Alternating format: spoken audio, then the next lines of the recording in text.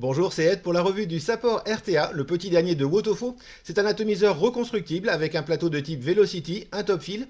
Il a la particularité de n'avoir de flux d'air que par le haut. Un flux d'air qui va donc arriver au-dessus des coils plutôt qu'en dessous, comme on le voit effectivement plus souvent. On va voir tout ça en détail. On commence rapidement par le contenu de la boîte.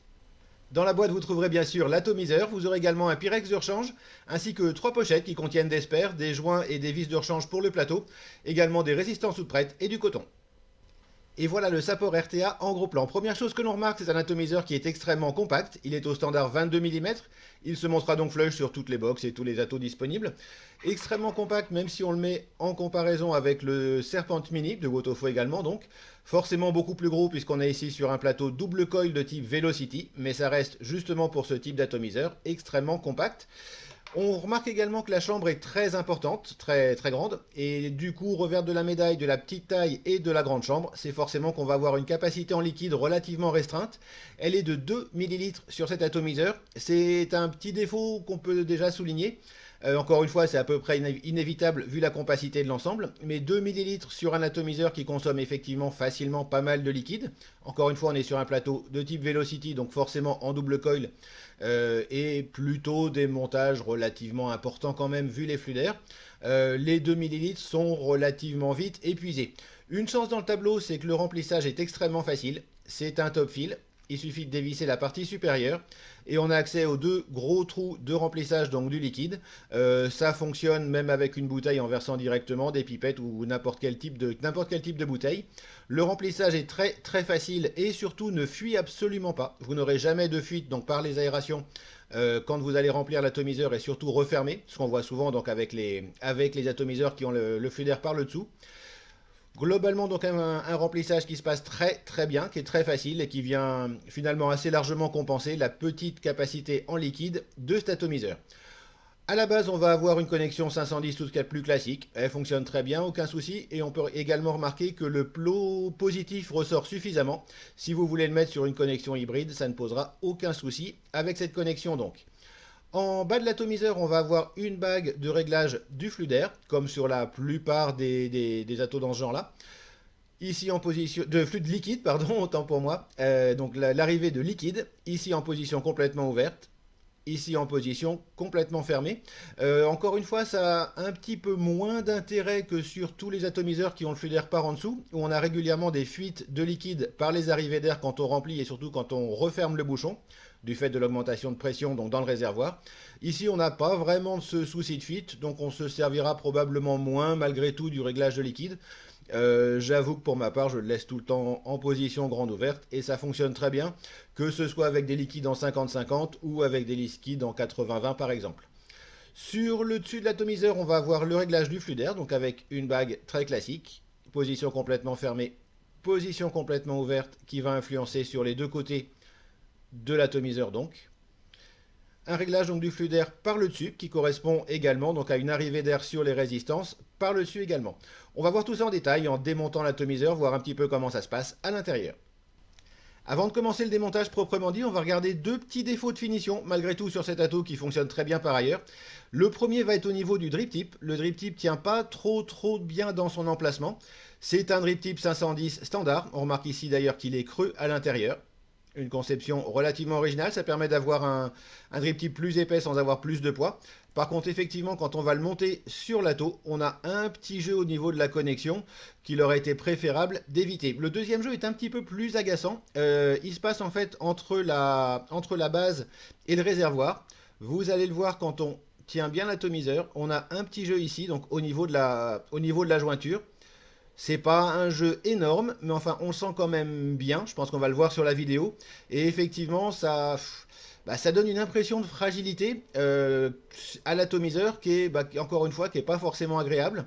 Autrement, les finitions de l'atto sont plutôt bonnes. Il n'y a rien de particulier à lui reprocher. Si ce n'est encore une fois ce défaut à ce niveau-là. Et ça, c'est clairement un plutôt gros défaut de finition quand même. Et la même chose en fait au niveau du drip tip. Là, c'est moins gênant, on peut changer le drip tip ou changer le joint à l'intérieur. Mais encore une fois, vraiment, là au niveau des finitions, Wotofo aurait quand même bien fait de s'appliquer un petit peu plus. Allez, on attaque la partie démontage. On va commencer par le drip tip qu'on a vu tout à l'heure. Un drip tip creux donc à l'intérieur, c'est un petit peu particulier. Vous pourrez de toute façon le remplacer par n'importe quel drip tip de votre choix, bien entendu. C'est une connexion 510, tout ce qu'il y a de plus standard. On va continuer donc également rapidement, puisqu'on l'a déjà vu, avec la partie top cap, donc pour le remplissage. Les deux grosses arrivées de liquide pour remplir donc le réservoir de 2 ml. Au milieu, la cheminée, bien sûr, par lequel sort la vapeur. Rien de particulier sur cette pièce, les filetages sont très propres. Et ça fonctionne très bien. On va continuer en démontant donc l'atomiseur par le haut pour arriver à la partie haute de la cheminée qui est un petit peu originale évidemment du fait du flux d'air par le dessus qu'on va avoir sur cet ato. Au niveau donc de la bague, on va avoir l'arrivée d'air et on va voir dans la cheminée en fait qu'elle est double. Au milieu donc on va voir la sortie de vapeur par lequel donc la vapeur va remonter la cheminée. Et sur le côté, tout autour, l'arrivée d'air. L'air va donc arriver donc, par cette ouverture-là, de manière réglable comme on l'a vu tout à l'heure, ressortir par l'espace que l'on a entre la cheminée et le reste de la chambre, et arriver ensuite par les 6 petits trous qu'on a ici, on le verra tout à l'heure, directement au-dessus des coils. Une cheminée donc un petit peu originale, forcément, avec encore une fois la sortie de vapeur au milieu par la cheminée comme d'habitude, mais également sur le tour, l'arrivée d'air.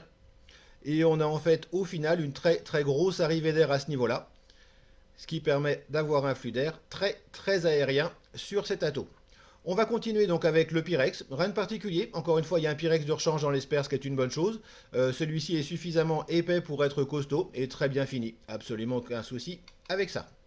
On va continuer avec la partie chambre et basse de l'atomiseur, que l'on démonte de la même manière. Vous remarquerez au passage que les joints sortent assez vite, les joints donc du réservoir sortent assez vite de leur logement. Méfiez-vous quand vous allez laver l'atomiseur de ne pas perdre un de ces joints. Et vérifiez surtout bien à chaque fois que vous allez remonter le Pyrex que vous avez bien un joint en bas et en haut. Encore une fois, ils sortent relativement facilement de leur logement. Et si vous n'avez pas de joint quand vous remontez, vous allez forcément avoir des fuites. Encore une fois, il y a des joints de rechange dans l'espère, mais bon, c'est pas une raison. On va continuer donc par la partie basse de l'ato. Au niveau du plateau, on le verra tout à l'heure, pas d'arrivée d'air, puisqu'en fait les arrivées d'air se font par le dessus, au niveau donc des 6 petits trous que l'on a à ce niveau-là. Et ces 6 petits trous doivent impérativement être alignés avec les résistances. Les résistances vont être ici donc de chaque côté du plateau Velocity. En fonctionnement, il faudra impérativement que la chambre soit positionnée de cette manière-là pour avoir l'excellent rendu de saveur dont est capable cet ato.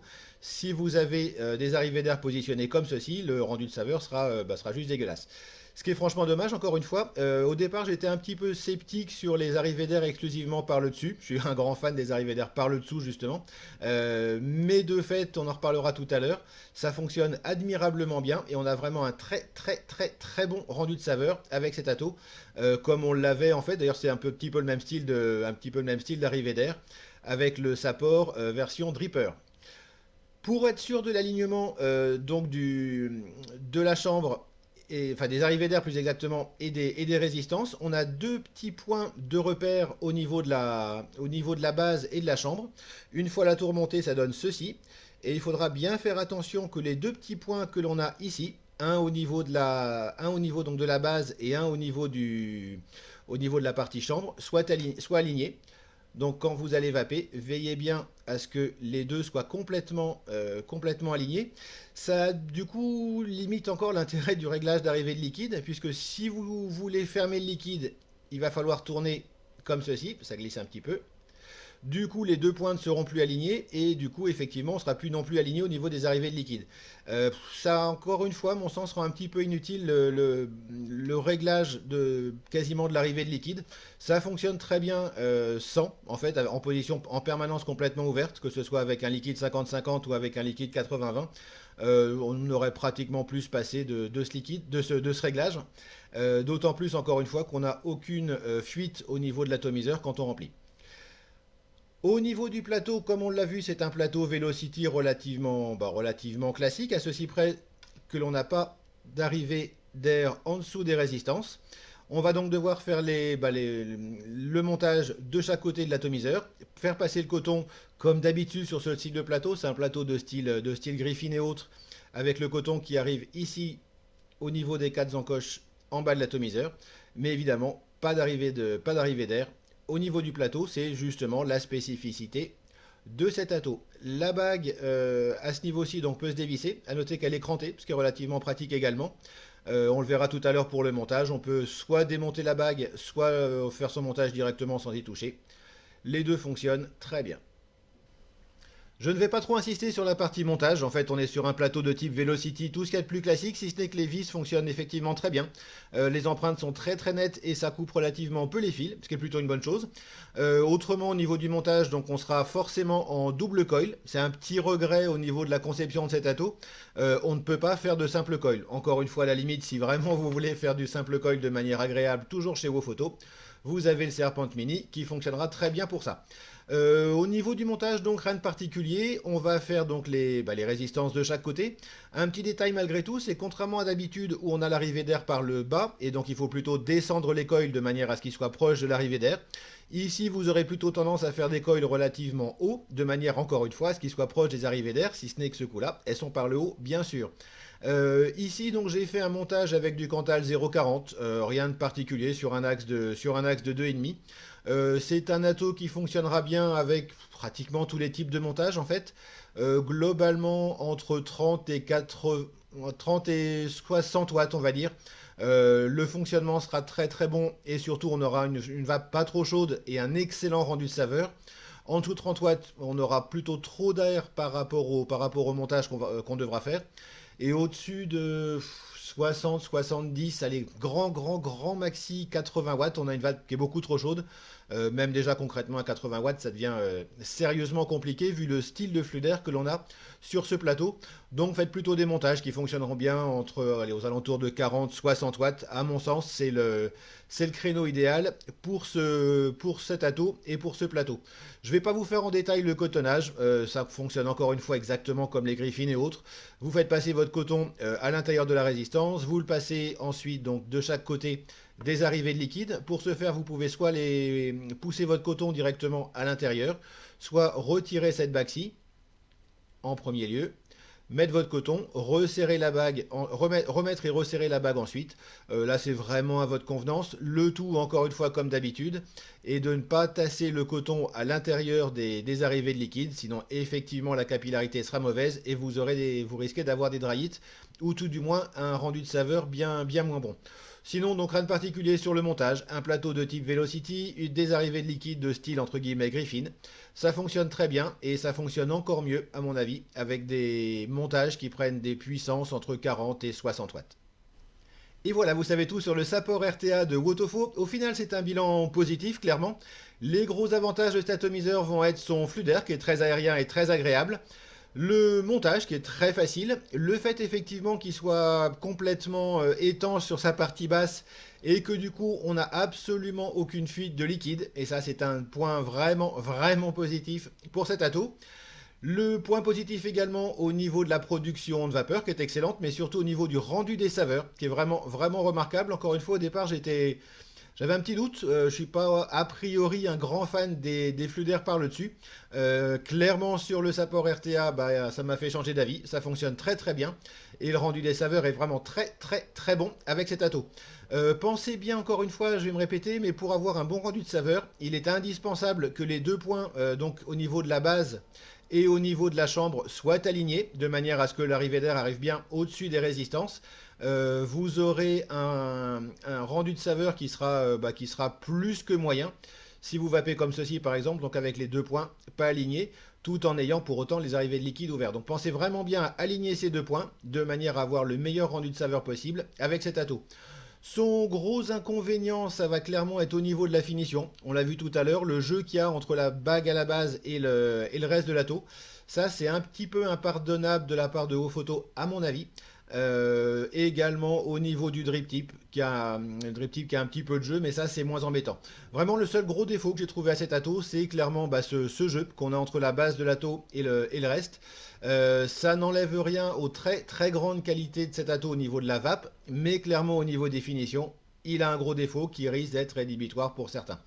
Si vous avez des questions sur cet ato, n'hésitez pas à les poser dans les commentaires en bas de cette vidéo sur YouTube. J'y répondrai aussi rapidement et aussi précisément que je pourrai, si tant est que j'ai la réponse du moins. Si vous appréciez cette chaîne, n'hésitez pas à vous y abonner en cliquant ici. Il me reste à vous souhaiter une excellente vape et à la prochaine.